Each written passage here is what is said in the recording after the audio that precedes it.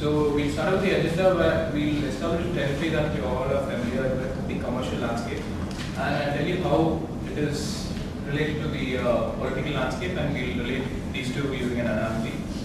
Then I'll give you an introduction to how the political marketing concepts can be used in the commercial landscape. Then something will take you in depth into the symbolism,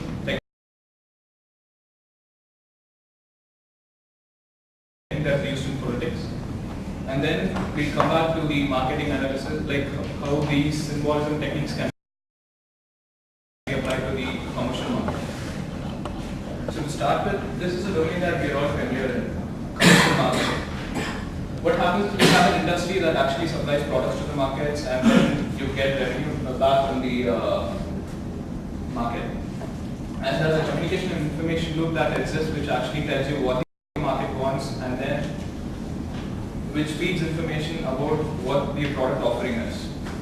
Well, if you take a political landscape, what happens is the communication and information loop remains the same, but then in place of an industry you have the political organizations which actually supply their ideology to the market. That market is going to be the collection of voters, the society in general. And then in turn they get the votes or the support of the people. So it is a similar scenario. So how are these two going to be relevant to us? Because like politics is something that's totally different from a commercial landscape. Well, when you see the concept of a brand is something that is an ideology that is going to be combined with the product. So when you want to combine the ideology with the product, what you're doing is you're essentially extracting parallels from the political landscape into commercial landscape to help you in marketing. That is what is going on right now. So we will start off with the political landscape first. So we'll start off with a few basic concepts in political marketing. What happens is a political organization similar to a commercial organization can adopt a marketing strategy either to lead or to follow. A lead strategy would be more like you develop a product offering and then you go to the market and try to push your product into the market.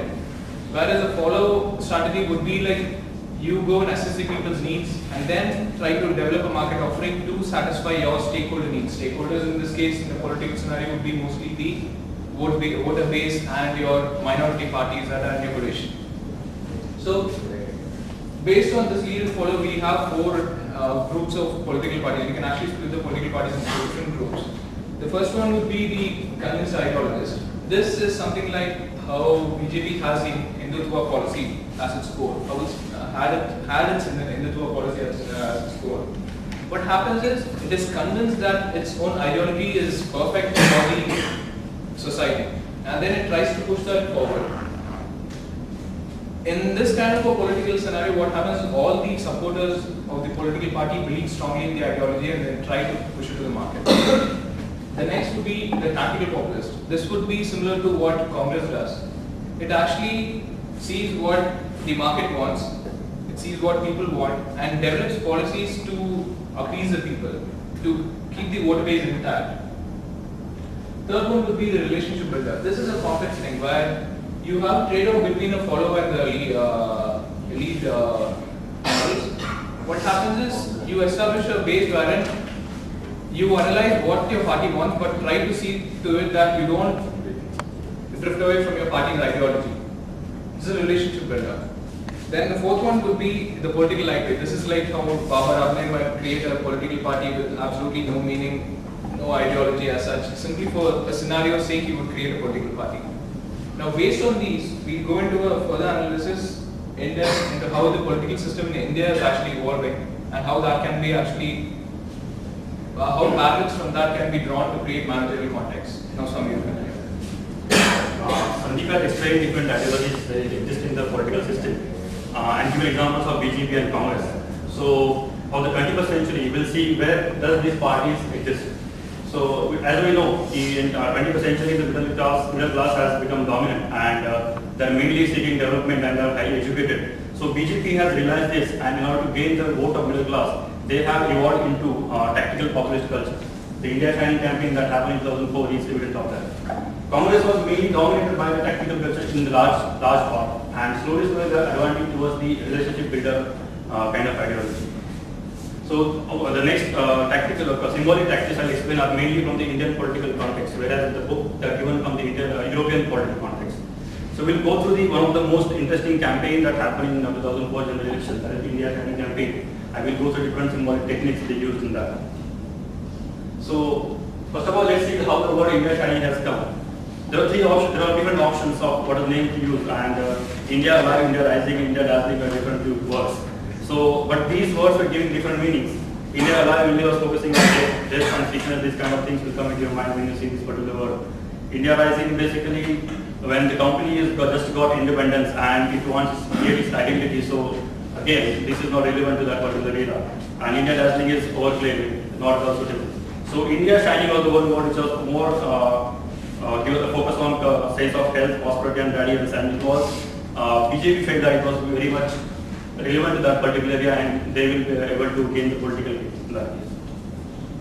So different techniques are used. If you see the word 8.4 million new jobs created, the 8.4 million is a very large number and that will create an impression in your mind.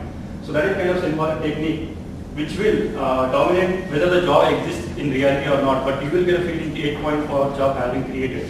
Again, the political game for the party. Because the song School Chale Hum, that Baby or the campaign for Sarva Shiksha Abhiyan, it's a very beautiful song and played by Shankar Esa. And since the song is very beautiful, it will last in your mind for a long time, which again will think the focus will shift to the Sarva Shiksha Abhiyan and you will know that education is good in the country. Then these words will good factor India Shining was constantly bombarded through print media and television media so that they'll keep rolling in the people's mind.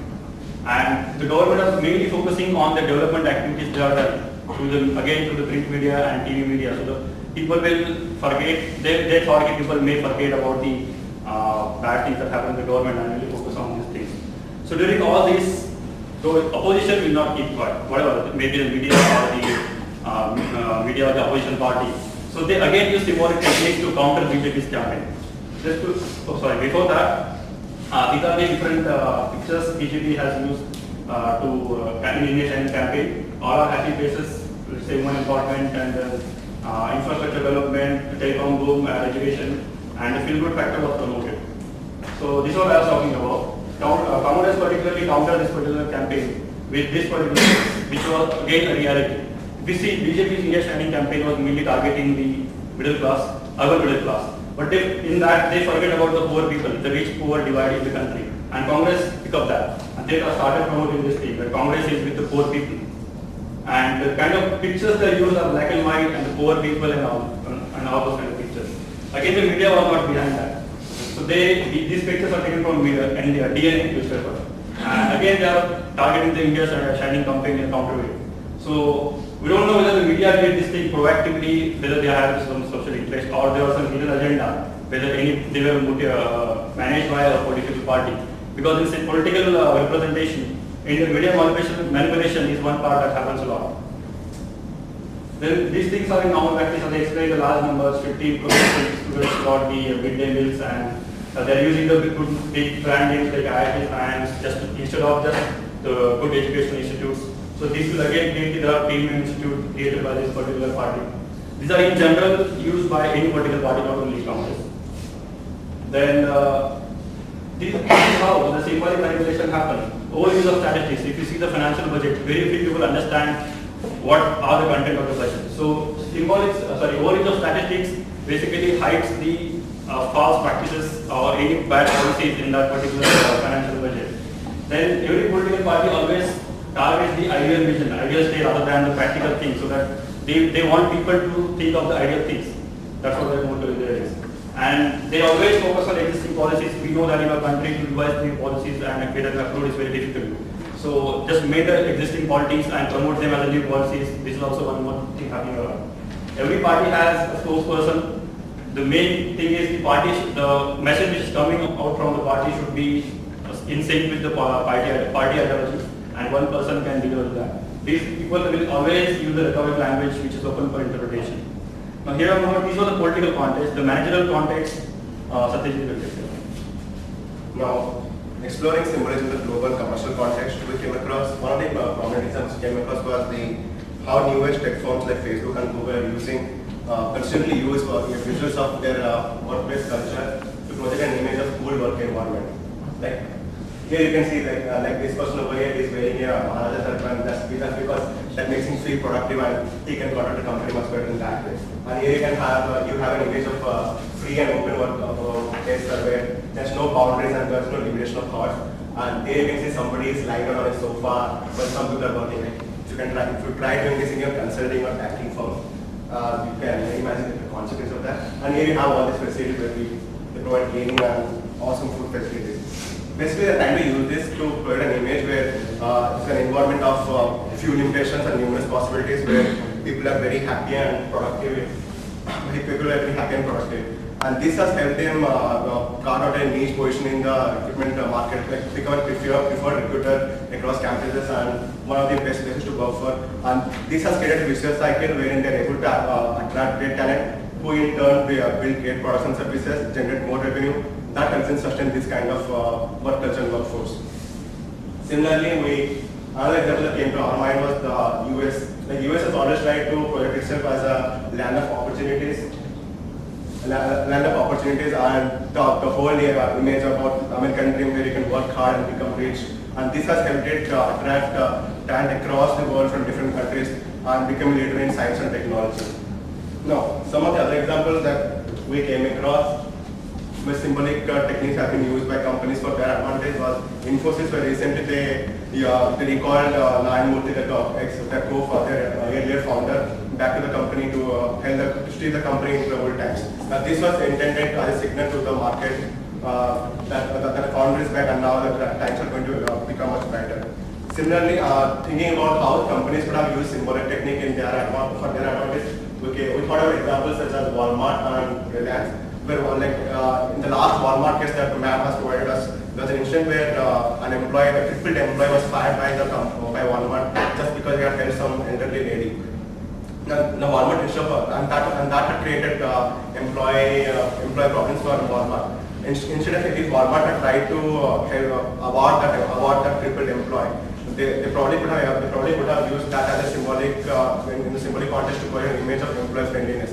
Similarly, Reliance Industries, very recently, they were facing issues with both the brothers, Anil and Mukesh Ambani had issues with Anil had issues with 2G scam and Mukesh had issues with their petrol crude pricing with the government. Had these two brothers come together at that point of time, they probably could have sent out a strong signal to the political and business community and helped them gain that would have worked for their advantage. And these are some of the examples that we've explored in the both political, managerial and commercial context. Thank you.